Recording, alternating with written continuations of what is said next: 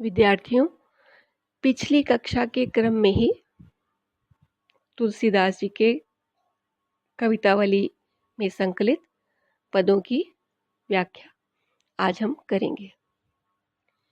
रानी में जानी अयानी महा, पबि पावन होते कठोर हियो है।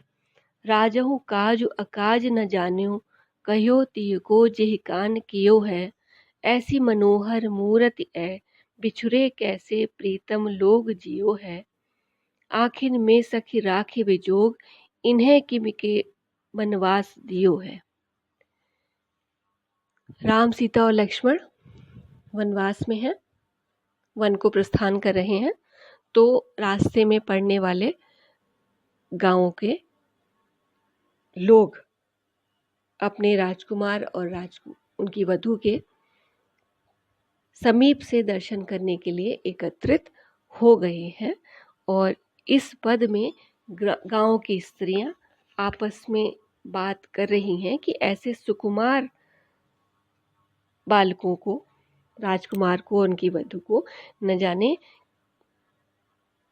कैसी कठोर हृदय की रानी होगी जिसने ऐसे सुकुमार बच्चों को वनवास में भेज दिया है। ग्रामीण स्त्रियां कहती हैं, रानी में जानी अयानी महा। आपस में बात करते हुए कहती हैं कि मुझे तो ये लगता है कि वो रानी जिसने कि इन सुकुमार बालकों को वनवास में भेजा है, वह निश्चय ही महाअज्ञानी होगी। निश्चय ही ऐसी रानी महाअज्ञानी होगी। और पवि पावन होते कठोर हियो है, और उसका जो हृदय है वो लगता है कि वो पत्थर से भी अधिक कठोर उसका हृदय होगा, जिसने कि इन सुकुमारों को यहाँ ऐसे कठोर रास्तों में चलने के लिए, कठिन रास्तों में चलने के लिए भेज दिया है। उस रानी का हृदय निश्चय ही पत्थर से भी कठोर होगा। राजहु काज अकाज न जाने, और जिस पर राजा भी लगता है कि उन्होंने भी सही गलत का, मतलब उचित और अनुचित का विचार नहीं किया कि क्या करना चाहिए क्या नहीं करना चाहिए। इस बात का विचार किए बिना, न्याय और अन्याय का विचार किए बिना राजा ने भी अपनी स्त्री की बात को ही ध्यान में दिया, अर्थात अपनी स्त्री की बात मान ली और यह नहीं सोचा कि क्या न्याय संगत है और क्या अनुचित है। इस बात पर राजा ने भी विचार नहीं किया। ऐसी मनोहर मूरति ऐ, बिछुरे कैसे प्रीतम लोग जियो है।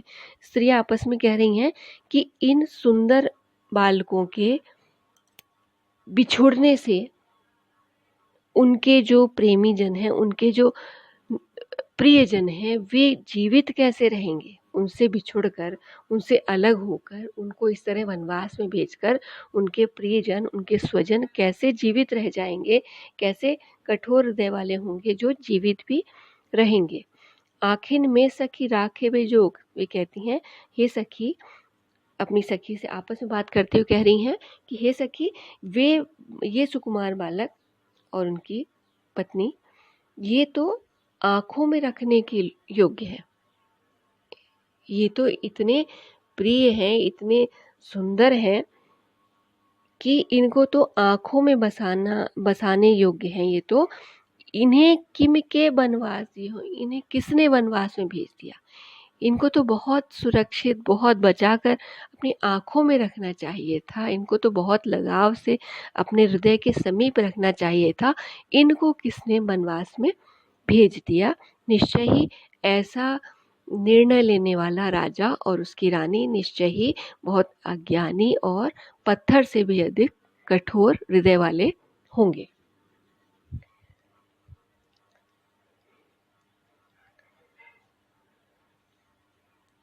शीस जटा उर बाहु विशाल, बिलोचन लाल तिरीछी सी भौहें। तून सरासर बान धरे, तुलसी बन मार्ग में सुटि सोहें।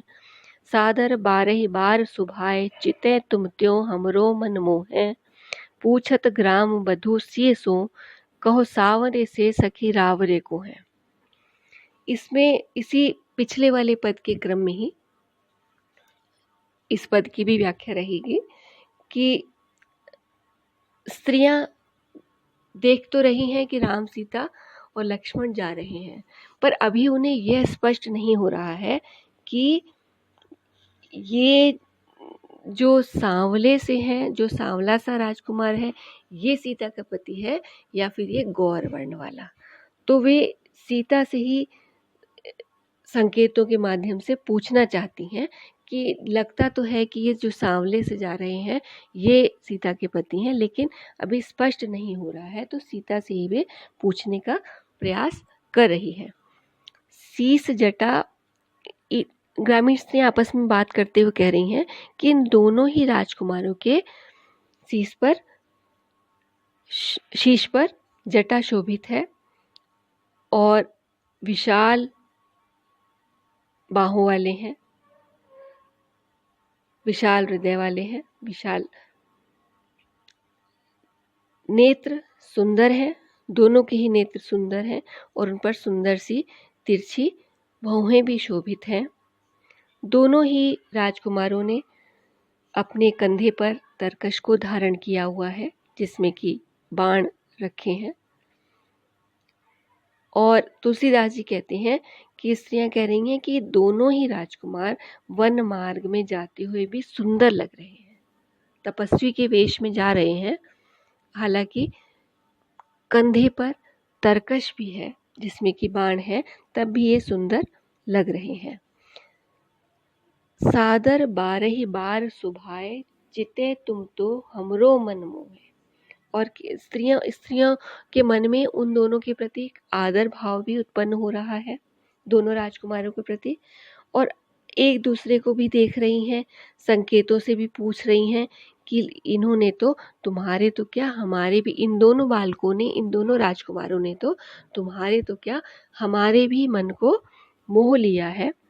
और ऐसे में ही एक ग्राम वधू, ग्रामीण स्त्री सीता से पूछ बैठी कि सांवरे से सखी रावरे को हैं, कि हे सखी, जो तुम इन श्यामवर्णी राजकुमार के पीछे चल रही हो, हमें तो यूं लगता है कि ये तुम्हारे पति हैं, पर तुम भी तो बताओ कि ये सांवले से राजकुमार तुम्हारे कौन लगते हैं।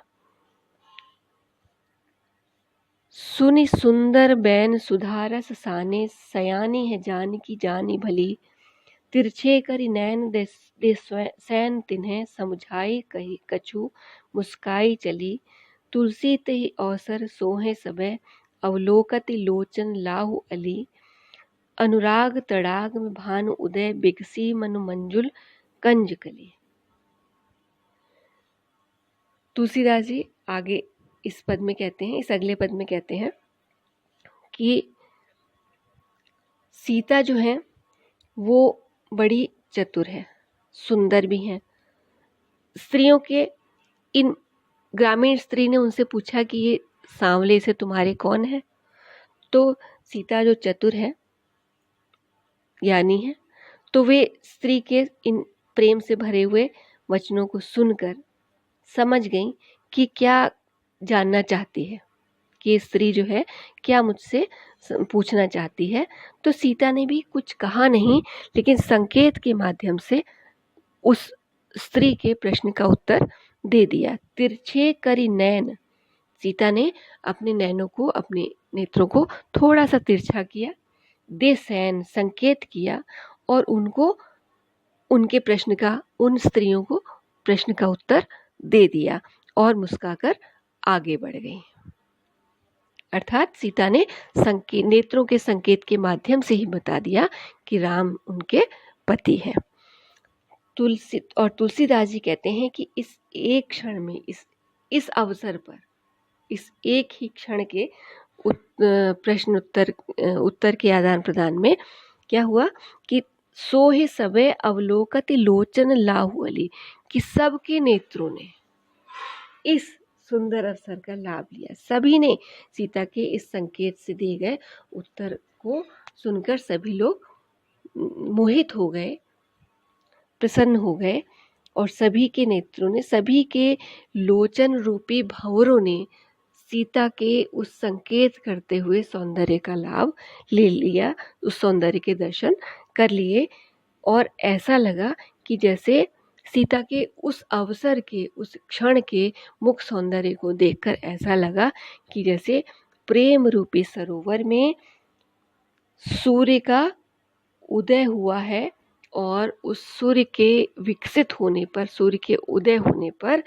सुंदर सी कमल की कली खिल उठी हो। अर्थात सीता उस ग्रामीण स्त्री के प्रश्न का उत्तर देते समय लाज से उनका मुख लाल हो गया, तो यूं लगा कि जैसे प्रेम रूपी सरोवर में सूर्योदय हुआ है और कमल का फूल खिल गया है। सूर्योदय के प्रभाव से कमल का फूल खिल उठा है।